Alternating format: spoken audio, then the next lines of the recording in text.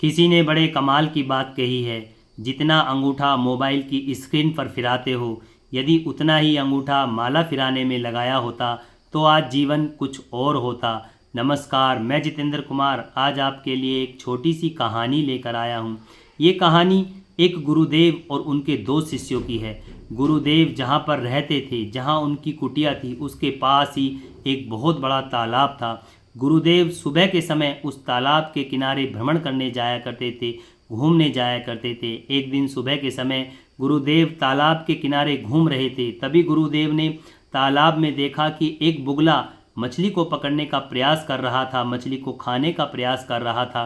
क्योंकि गुरुदेव थोड़ी दयालु प्रवृत्ति के आदमी थे, वो किसी का बुरा होते हुए नहीं देख पाते थे, इसीलिए गुरुदेव उस बुगले को उड़ा देते हैं और मछली की जान बचा लेते हैं। समय ऐसे ही गुजरता चला जाता है। कुछ समय बाद गुरुदेव की मृत्यु हो जाती है। जब गुरुदेव मृत्यु के बाद ऊपर जाते हैं तो उन्हें नर्क लोक में भेज दिया जाता है। और जब गुरुदेव को ये पता चलता है कि मुझे नर्क लोक में इसलिए भेजा गया क्योंकि मैंने बुगले को उड़ा दिया था, तो गुरुदेव पहले नंबर के शिष्य के सपने में आते हैं और उससे कहते हैं कि बेटा, तुम कभी भी बुगले को उड़ाना नहीं, क्योंकि मुझसे न जाने क्या गलती हुई, मैंने बुगले को उड़ा दिया जिसकी वजह से मुझे नर्क में भेज दिया गया। तुम कभी भी बुगले को नहीं उड़ाना। फिर वही शिष्य जिसके सपने में गुरुदेव आते हैं, वो भी एक दिन सुबह के समय भ्रमण कर रहा होता है तालाब के किनारे।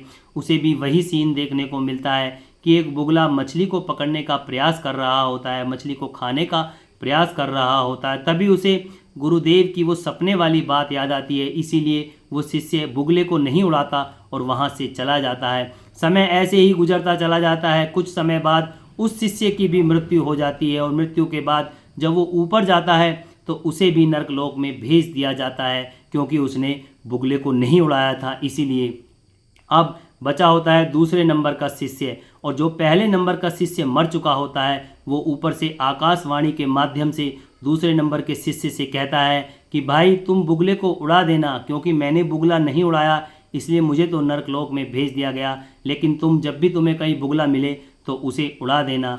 अब उस दूसरे नंबर के शिष्य के सामने एक धर्म संकट आ जाता है, क्योंकि पहले नंबर के शिष्य के सपने में आकर गुरुदेव ने ये कहा था कि बुगले को नहीं उड़ाना, और जो शिष्य मर चुका है वो आकाशवाणी के माध्यम से ये कह रहा है कि बुगले को उड़ा देना। इसलिए उसकी समझ में नहीं आता कि मैं बुगले को उड़ाऊं या ना उड़ाऊं। इसलिए वो भगवान के चरणों में जाकर बैठ जाता है और कहता है, मुझे नहीं पता प्रभु कि मुझे बुगले को उड़ाना है या नहीं उड़ाना है, मछली को बचाना है या नहीं बचाना है। मेरे हिसाब से तो मछली में भी आप हो, बुगले में भी आप हो, कण कण में आप हो, क्षण क्षण में आप हो। इसलिए आपकी लीला आप ही जानो। मैं तो सब कुछ आप पर छोड़ता हूँ, बस अपने कर्म पर ध्यान देता हूँ, आपकी भक्ति करता हूँ, आपको सुमिरन करता हूँ, आपकी पूजा करता हूँ।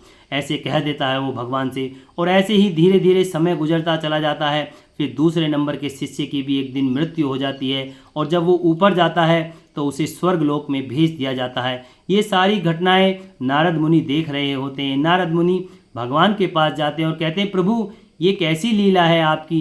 गुरुदेव ने बुगले को उड़ाया तो उन्हें नरक में भेज दिया, पहले नंबर के शिष्य ने बुगले को नहीं उड़ाया तो उसे भी नरक में भेज दिया, और दूसरे नंबर के शिष्य ने कुछ भी नहीं करा, तुमने उसे स्वर्ग लोक में भेज दिया। तब भगवान कहते हैं कि मैं तुम्हें सारी बात बताता हूँ।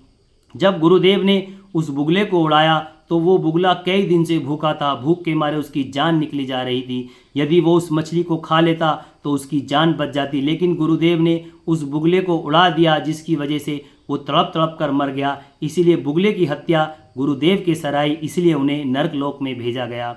और पहले नंबर के शिष्य ने बुगला नहीं उड़ाया। उस समय बुगले का पेट भरा हुआ था, उसे कई दिन से पर्याप्त भोजन मिल रहा था। वो तो मजाक मजाक में ही मछली के साथ खेल रहा था, खेल खेल में ही मछली को मारना चाहता था। इसलिए यदि वो उस बुगले को उड़ा देता तो मछली की जान बच जाती, लेकिन उसने बुगले को नहीं उड़ाया, इसलिए मछली की मृत्यु हो गई और मछली की हत्या का पाप उस पहले नंबर के शिष्य के सिर गया। इसीलिए उसे नर्क लोक में भेज दिया गया। और दूसरे नंबर के शिष्य ने सब कुछ मेरे ऊपर छोड़ दिया। उसने कहा कि मैं तो केवल अपना कर्म करता हूँ, आप जाने, आपकी लीला आप जाने, सब कुछ उसने मेरे ऊपर छोड़ दिया। इसीलिए उसे स्वर्ग लोक में भेजा गया।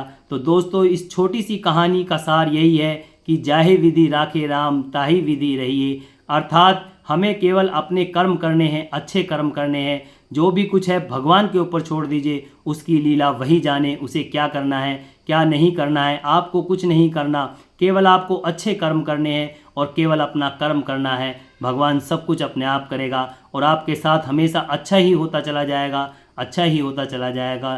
तो दोस्तों, यदि आपको ये हमारी छोटी सी कहानी अच्छी लगी हो तो हमारी वीडियो को शेयर करें, लाइक करें और हमारे चैनल को सब्सक्राइब करें। मिलते हैं आपसे एक नई वीडियो में एक नई कहानी के साथ। तब तक के लिए नमस्कार, जय हिंद।